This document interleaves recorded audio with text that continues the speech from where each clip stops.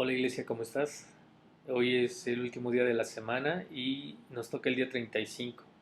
Vamos, vamos a leer Mateo capítulo 22, todo el capítulo, y Marcos 12, todo el capítulo. Entonces vamos a darle comienzo. Mateo capítulo 22. Respondiendo Jesús les volvió a hablar en parábolas diciendo, el reino de los cielos es semejante a un rey que hizo fiesta de bodas a su hijo, y le envió a sus siervos a llamar a los convidados a las bodas. Mas estos no quisieron venir. Volvió a enviar a otros siervos diciendo, decid a los convidados, he aquí he preparado mi comida, mis toros y animales engordados han sido muertos, y todo está dispuesto, venid a las bodas. Mas ellos, sin hacer caso, se fueron uno a su labranza y otro a sus negocios. Y otros tomando a los siervos, los afrentaron y los mataron. Al oírlo el rey se enojó, y enviando sus ejércitos, destruyó a aquellos homicidas y quemó su ciudad. Entonces dijo a sus siervos, las bodas a la verdad están preparadas, mas los que fueron convidados no eran dignos. Id pues a las salidas de los caminos y llamad a las bodas a cuantos halléis. Y saliendo los siervos por los caminos, juntaron a todos los que hallaron, juntamente malos y buenos, y las bodas fueron llenas de convidados. Y entró el rey para ver a los convidados, y vio allí un hombre que no estaba vestido de boda. Y le dijo, amigo, ¿cómo entraste aquí sin estar vestido de boda? Mas él enmudeció. Entonces el rey dijo a los que servían, atadle de pies y manos y echadle a las tinieblas de afuera. Allí será el lloro y el crujir de dientes, porque muchos son llamados y pocos los escogidos. Esta historia que cuenta Jesús, esta parábola que cuenta Jesús, nos enseña acerca de estar listos, estar preparados. Habla acerca de unas bodas, pero podemos aplicarlo a cualquier área de nuestra vida, ¿verdad? Eh, Sobre todo cuando el Señor Jesús nos está llamando o Dios mismo nos está llamando a hacer su voluntad. ¿Estamos listos para hacer su voluntad? Muy bien, el 15. Entonces se fueron los fariseos y consultaron cómo sorprenderle en alguna palabra, y le enviaron los discípulos de ellos con los herodianos, diciendo, Maestro, sabemos que eres amante de la verdad y que enseñas con verdad el camino de Dios, y que no te cuidas de nadie. ¿Por qué no miras la apariencia de los hombres? Dinos pues, ¿qué te parece? ¿Es lícito dar tributo a César o no? Pero Jesús, conociendo la malicia de ellos, les dijo, ¿por qué me tentáis, hipócritas? Mostradme la moneda del tributo. Y ellos le presentaron un denario. Entonces les dijo, ¿de quién es esta imagen y la inscripción? Le dijeron, de César. Y les dijo, dad pues a César lo que es de César, y a Dios lo que es de Dios. Oyendo esto se maravillaron, y dejándole se fueron. 23. Aquel día vinieron a él los saduceos, que dicen que no hay resurrección, y le preguntaron, diciendo, Maestro, Moisés dijo, si alguno muriere sin hijos, su hermano se casará con su mujer, y levantará descendencia a su hermano. Hubo pues entre nosotros 7 hermanos. El primero se casó y murió, no teniendo descendencia. Dejó a su mujer, a su hermano. De la misma manera también el segundo y el tercero hasta el séptimo. Y después de todos murió también la mujer. En la resurrección, pues, ¿de cuál de los 7 será ella mujer, ya que todos la tuvieron? Entonces respondiendo Jesús les dijo, erráis ignorando las escrituras y el poder de Dios, porque en la resurrección ni se casarán ni se darán en casamiento, sino serán como los ángeles de Dios en el cielo. Pero respecto a la resurrección de los muertos, ¿no habéis leído lo que os fue dicho por Dios cuando dijo, yo soy el Dios de Abraham, el Dios de Isaac y el Dios de Jacob? Dios no es Dios de muertos, sino de vivos. Oyendo esto la gente se admiraba de su doctrina. Qué cosa tan excelente, ¿verdad? Vemos en estos versículos, para empezar, eh, algo maravilloso en estos versículos son dos cosas que el Señor nos enseña. La primera es Dios de vivos y no de muertos, ¿verdad? Y esto es excelente. La segunda cosa que enseña el Señor es eh, en estos versículos, ¿verdad? Y las personas que estaban preguntándole a Jesús hablaban de cosas terrenales, de cosas físicas. Ellos decían, 7 veces se ha casado esta mujer, ¿quién va a ser el marido en el momento de la resurrección?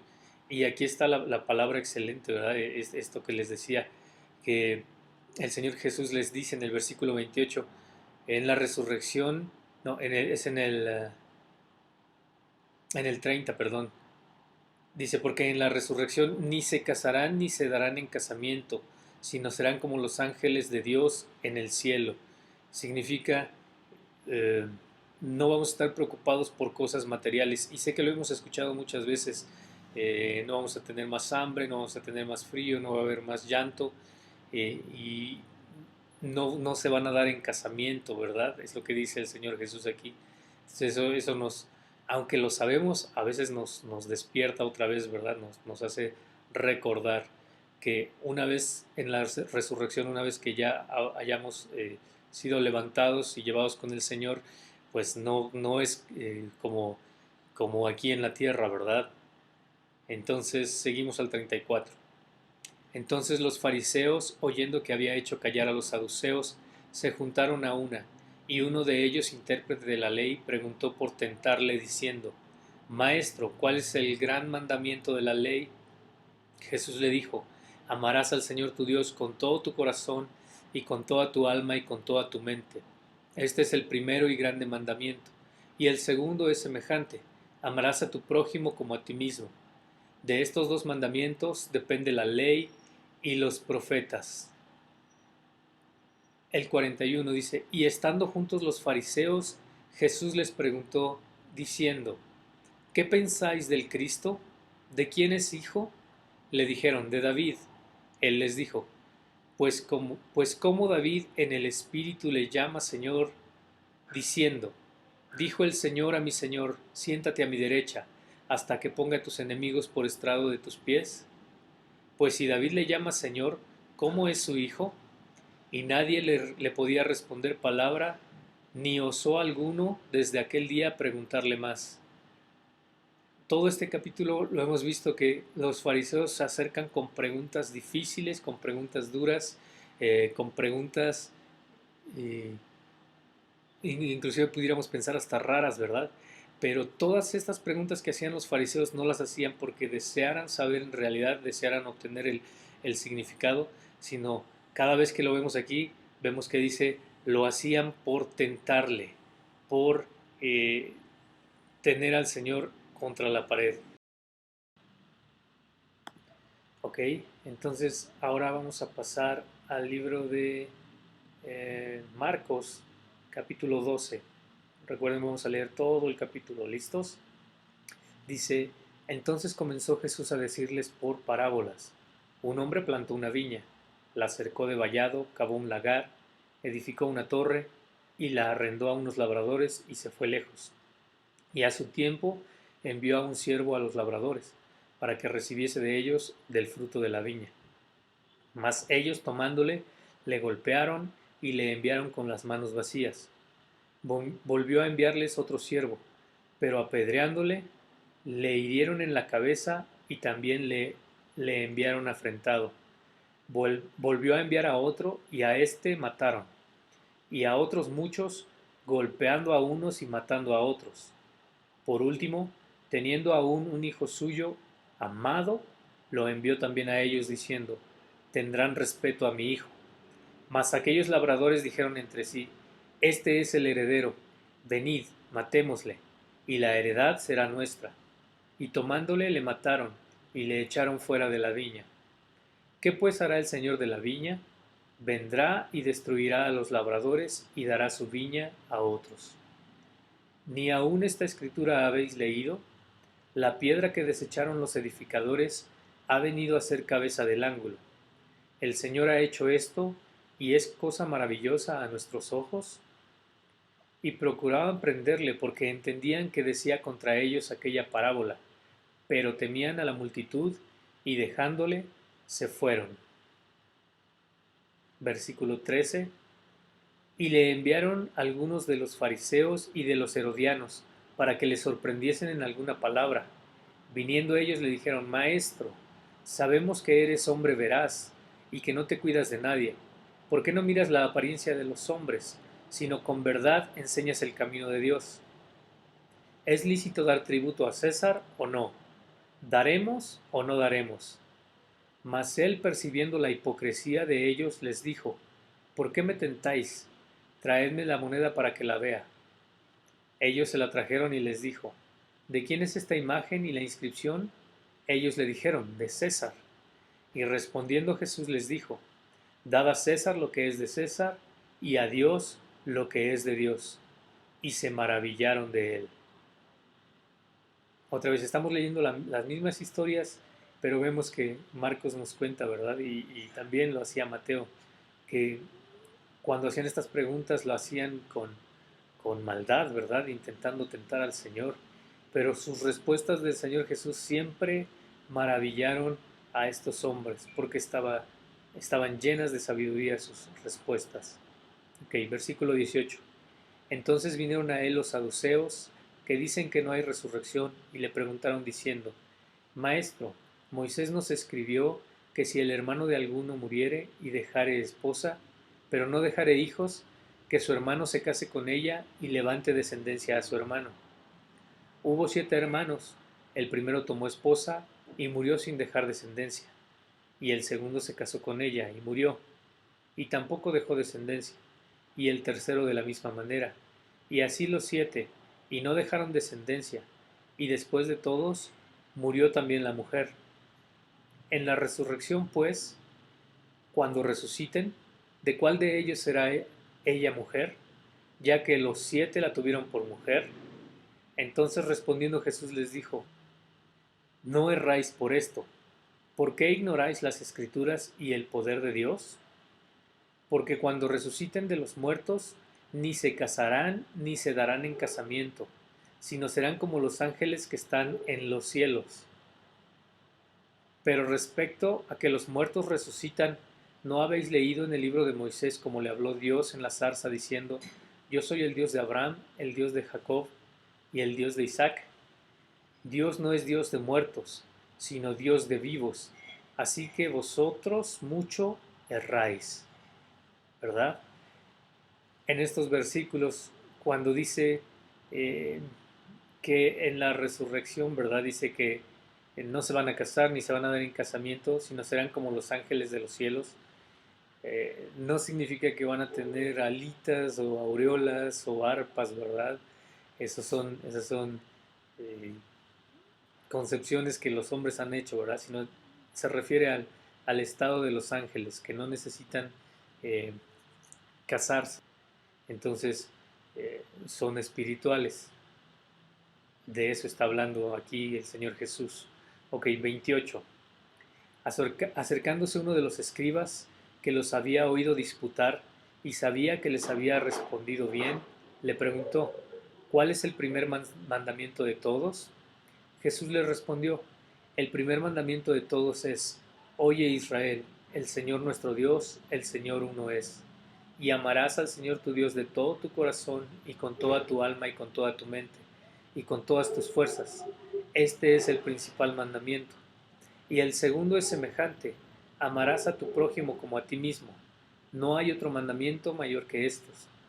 Entonces el escriba le dijo: Bien, maestro, verdad has dicho, que uno es Dios y no hay otro fuera de él.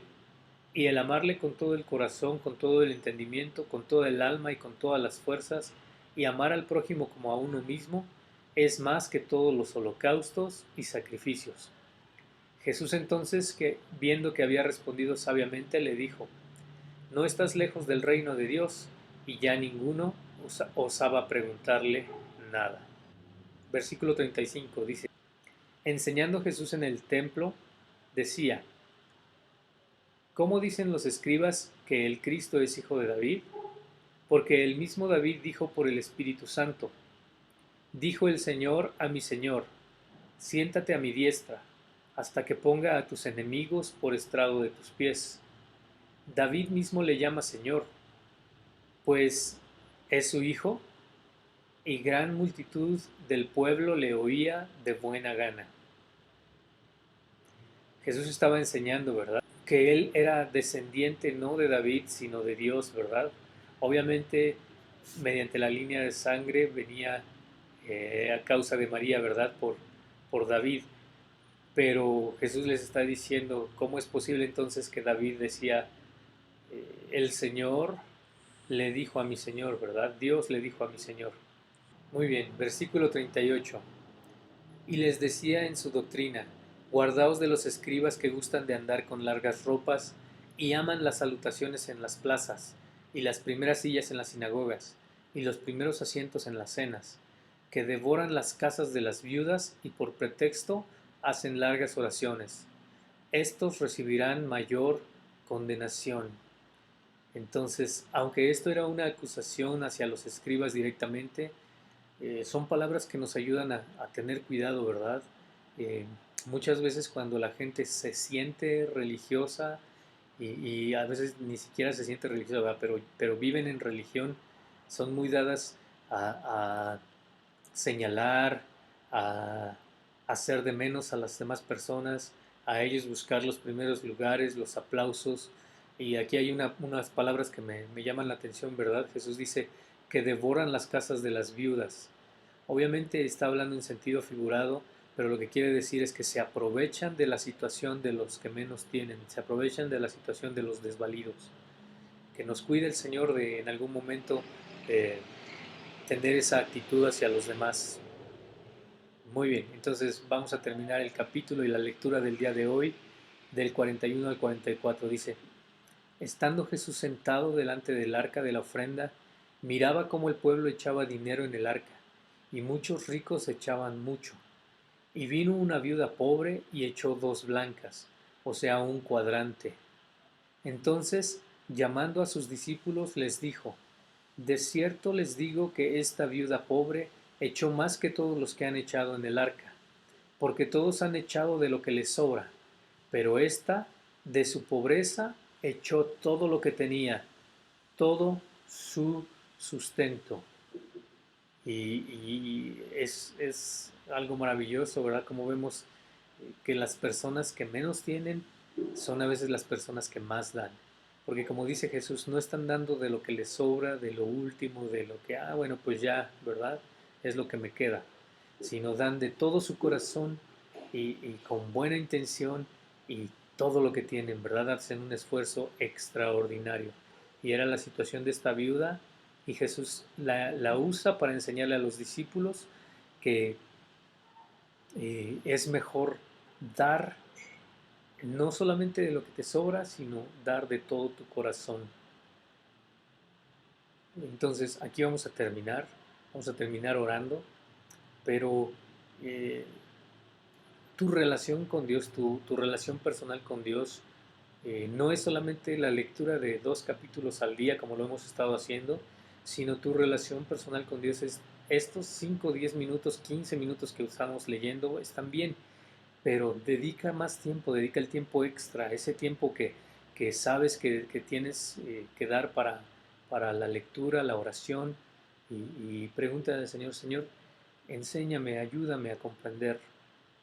Entonces te dejo para que tengas un rato de meditación. Señor Jesús, muchas gracias porque nos permites leer tu palabra, Señor, y estar atentos, Señor, a lo que tú demandas y tú quieres de nosotros. Por favor, Señor, bendice a la iglesia, bendice a la congregación en estos tiempos que hemos tenido luchas, pruebas, dificultades, amigos y parientes falleciendo, Señor. Trae consuelo, Señor, a las familias y, Señor, sé tú bendiciendo, Señor, en medio de la tribulación, en medio de los problemas, en medio de las situaciones difíciles. Que tu presencia, Señor, podamos experimentarla cada día de nuestra vida. Te doy muchas gracias en el nombre maravilloso de Cristo Jesús. Amén. Muy bien, hermanos, que tengan un excelente fin de semana y el lunes nos vemos con la lectura.